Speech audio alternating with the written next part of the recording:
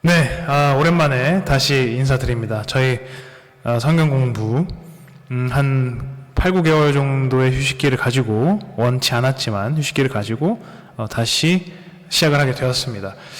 개인적으로 바빴기도 하고 또 장소를 정하는 데 있어서 조금 어려움이 있어서 이제 이렇게 이 공간을 저희가 또 빌려서 하니까 이곳에서 저희 성경 공부를 다시 한번 열심히 촬영해 보도록 하겠습니다.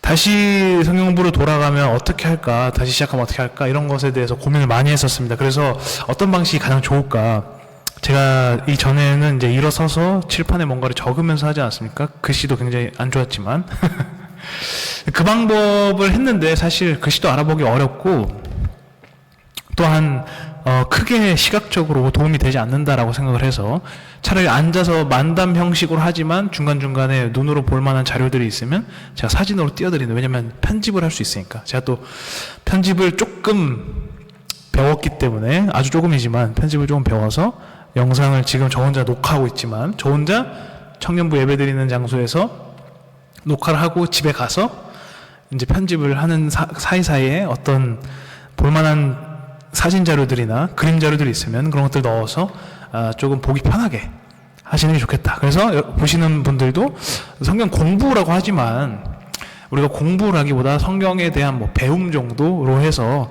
이렇게 편안하게 보는 게 좋겠다라는 생각이 듭니다.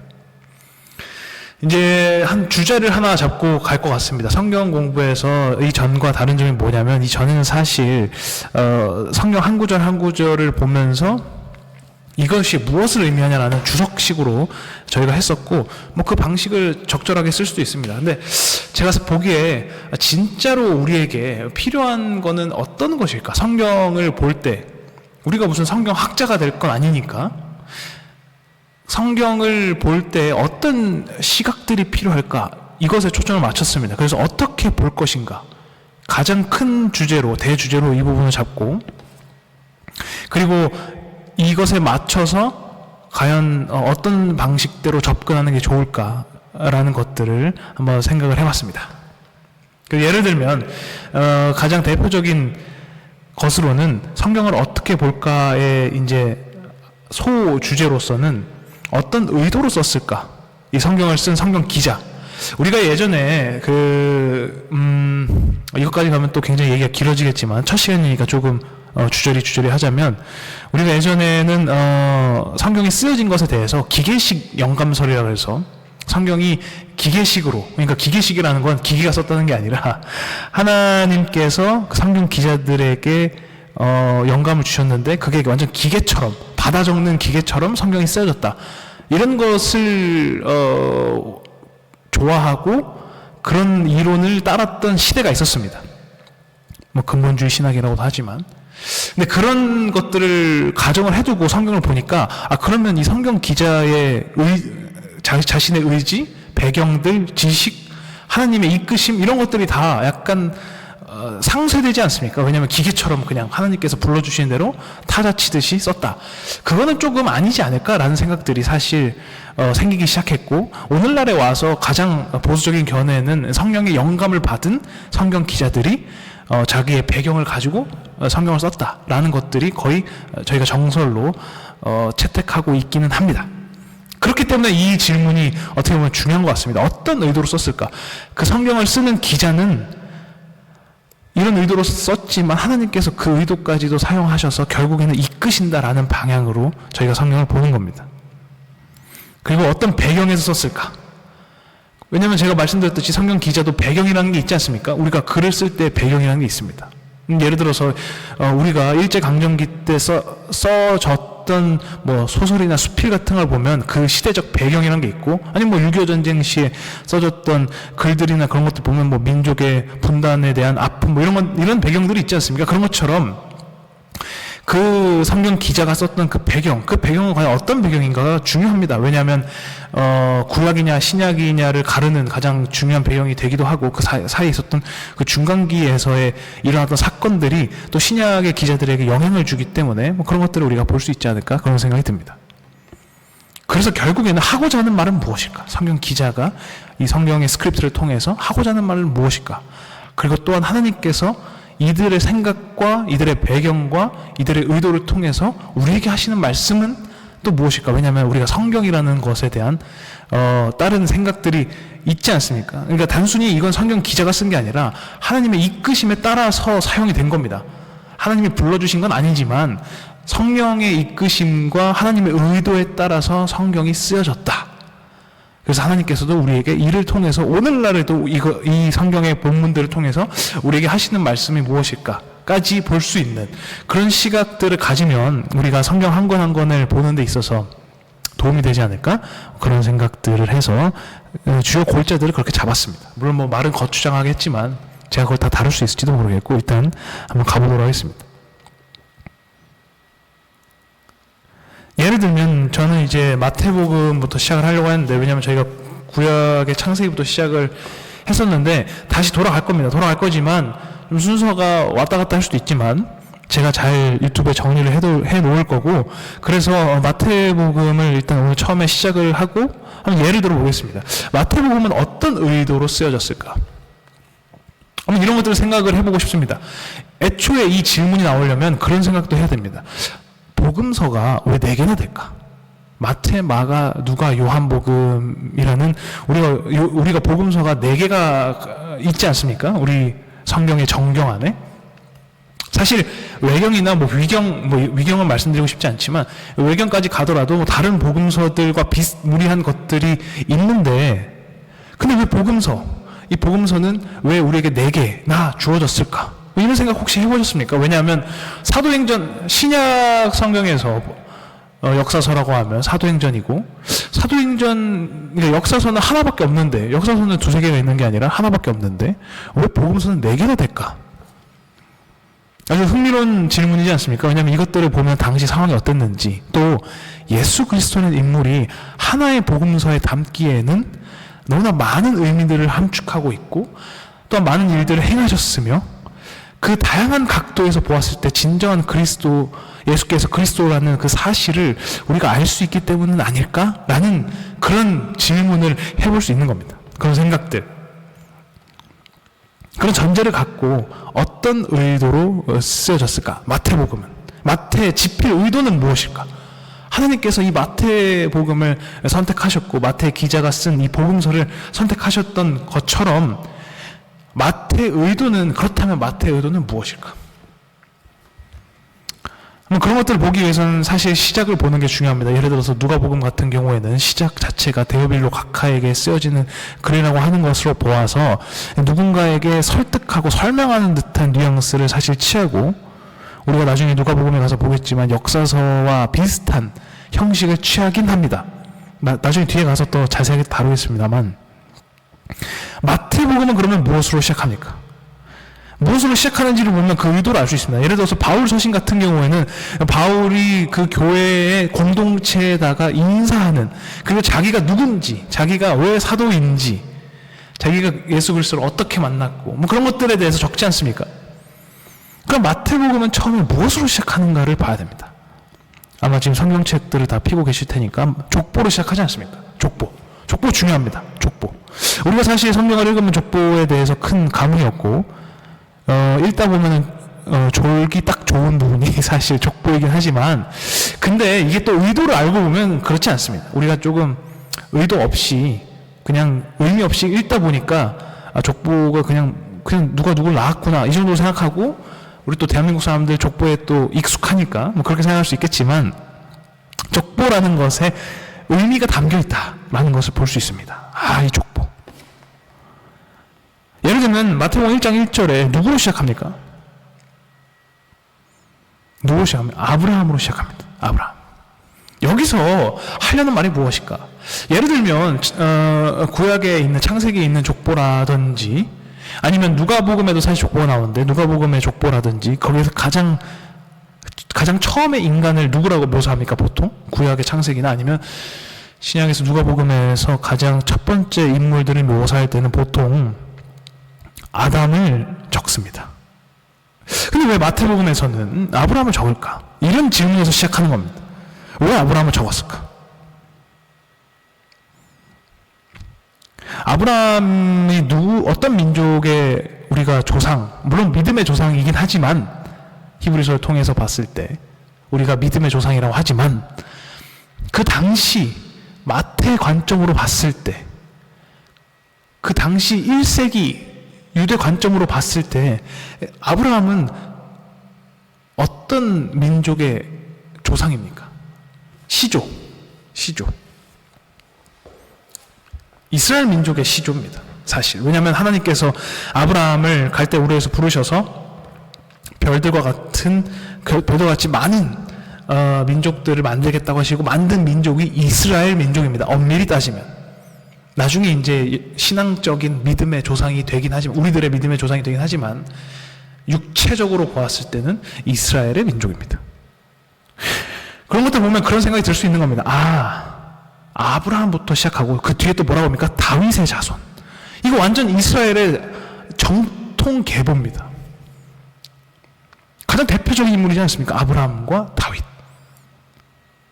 그런 것들을 보았을 때, 지금 이 마태는 예수 그리스도를 설명하는 데 있어서 족보를 이용하고 그 족보의 가장 첫 번째로 위치하는 사람은 아브라함님과 다윗이구나. 이스라엘 구약의 하나님으로부터 시작되는 그 예언과 그 메시아가 바로 예수다. 우리의 선생이시자 하나님의 아들이신 예수께서 바로 그 예언된 메시아이시다 라는 것을 말하기 위해서 처음에 아브라함과 다윗을 적는 겁니다. 거기에 차이가 있습니다. 누가는 이 부분까지 가면 또 너무 길어질 것 같은데, 누가는 사실 아담부터 시작을 합니다. 물론 이제 순서가 역순이긴 한데, 족보가 역순이긴 한데, 그거는 자기가 집필하는 그렇게 기법인 것 같고, 누가복음은 아담부터 시작하는데 그 이유는 사실 누가는 이방인일 확률이 없습니다. 또는 누가복음을 접하게 될 독자들은, 예정된 독자들은 아마 이방인이었을 확률이 큽니다. 그렇기 때문에 아담으로 적는 겁니다. 아브라함보다 우린 더 가자. 아브라함보다 더 가서 아담부터 시작하는, 하나님의 선택된 아담부터 시작하는 족보로 가자. 그런 차이가 있었을 걸로 우리가 추측해 볼 수 있습니다. 다시 마태복음 돌아와서 마태복음에서 아브라함과 다윗을 통한 족보가 먼저 나오더라라는 것을 우리가 알 수 있습니다. 이런 부분에서 사실 차이가 있는 거고, 성경을 읽을 때 이런 부분들을 우리가 살펴보자는 겁니다.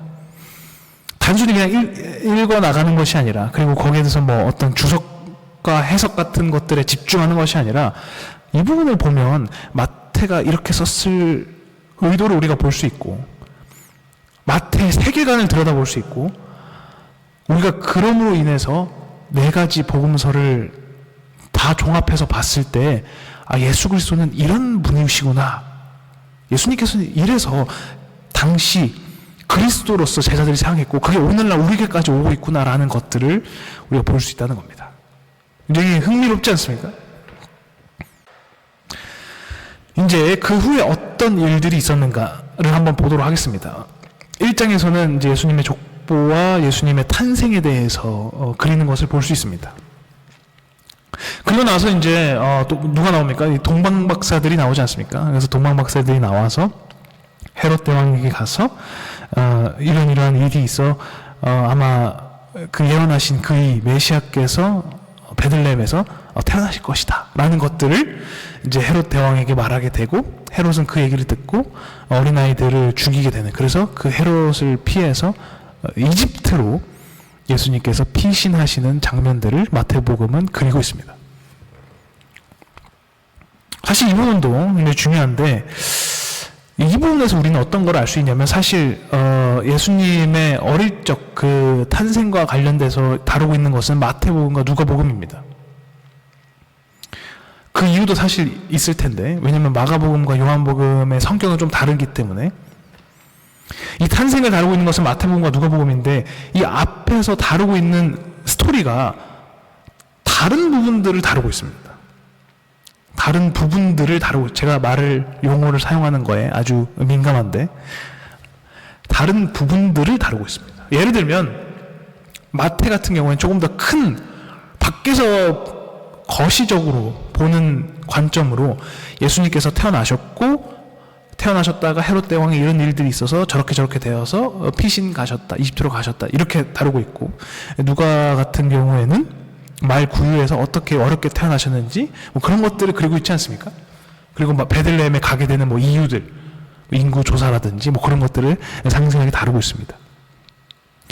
중요한 것은 뭐 마태나 누가나 베들레헴에서 앞으로 오실 이가 메시아가 탄생한다는 것을 구약의 예언의 성취로서 그리고 있다는 점들, 마태복음 2장에서 봤을 때 그런 점들을 같이 볼 수 있고, 그리고 다른 부분들을 다루고 있는 게 뭐냐면 마태는 이집트 피신에 대해서 다루고 있습니다. 이 부분도 사실 흥미진진한데, 이 부분까지 하고 오늘 마치겠습니다. 마태복음 2장까지 하고 마치겠습니다. 마태가 이 이집트 피신을 다루고 있는 것에서 우리가 어떤 걸 떠올려야 되냐면, 아까 제가 말하지 않았습니까? 마태는 구약의 하나님께서 선지자들을 통하여서 예언하신 그 메시아가 바로 예수님이다라는 것을 말한다라고 하지 않았습니까? 그 구약 가장 중요한 인물들, 가장 중요한 백성 누굽니까? 이스라엘과 모세입니다.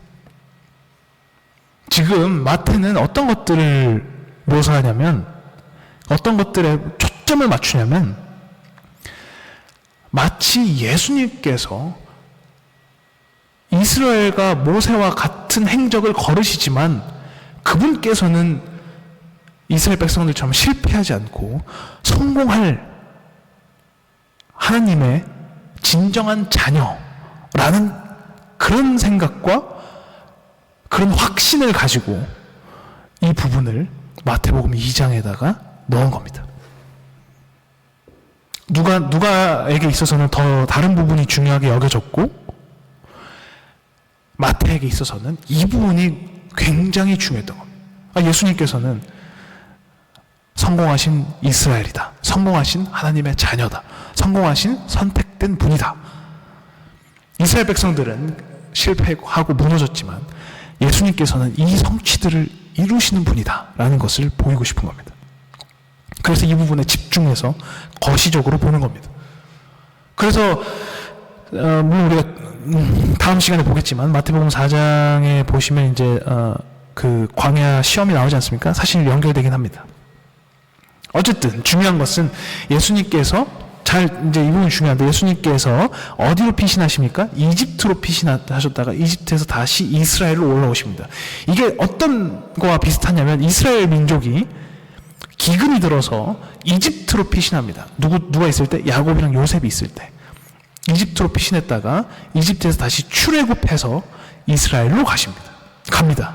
이스라엘 백성들이. 이 예수님께서도 이와 같은 행적을 취하시는 겁니다. 그들이 했던 것처럼. 그리고 헤롯 대왕의 모습이 마치 그 어린 아이들을 죽이는 헤롯 대왕의 모습이 마치 바로와 같지 않습니까? 바로가 이스라엘 백성들의 어린 아이들을 죽였던 것처럼 헤롯도 베들레헴 지역에 있는 어린 아이들을 죽입니다. 그 출애굽기의 서사와 예수님의 행적을 같이 놓고 보면서, 예수님께서는 그래서 어릴 때부터 이렇게 도망치셨구나. 예수님께서는 이스라엘로서 성공하신 이스라엘이자 진정한 선택된 하나님의 자녀이기 때문에 이 루트를 똑같이 따르셨구나 라는 것을 묘사하고 있는 겁니다. 어떻습니까? 오늘 우리 마태복음 2장까지 보았습니다. 조금 시간이 좀 길어져서 한 15분 안에 끊어야 되는데, 왜냐하면 우리가 또 15분, 제가 매번 말씀드리지 않았습니까? 15분이 지나면 우리의 집중력은 흐트러진다. 15분이 뭐야? 사실 한 5분만 지나도 흐트러지는데. 그래서 다음 시간부터는 조금 더 시간을 줄일 수 있도록 하고, 이렇게 마이크 앞에만 서면은 또 말이 많아지니까 이런 식으로 한번 성경을 보는 눈, 구절들도 물론 제가 말씀을 드리겠지만 좀 큰 맥락에서 이런 것들을 한번 큰 관점에서 바라보면서 1장과 2장에서 이런 것들을 말씀하시고 계시다. 우리가 이런 안목으로 지금 이 성경을 바라보기를 바라신다 라는 그런 관점에서 보는 겁니다. 그러면 아마 성경을 보실 때, 여러분들이 성경을 보실 때 아마 그 의도, 하나님께서 결국엔 우리에게 이렇게 그 성경의 의도를 파악하기를 바라실 겁니다. 단순히 그냥 1장 1절은 뭐고 1장 2절은 뭐고 이렇게 장과 절을 나눈 사람은 사실 이 성경 기자들은 아닌데도 불구하고 우리는 막 그런 것들에만 초점을 맞추지 않습니까? 그런 것보다 성경의 전반적인 흐름을 이렇게 가져가면서 결국에는 우리에게 이런 것들을 말씀하고 계시고 오늘날에도 우리가 이렇게 살아가기를 바라시는구나 라는 것들을 볼 수 있는 그런 시간들을 가져보도록 하겠습니다. 감사합니다.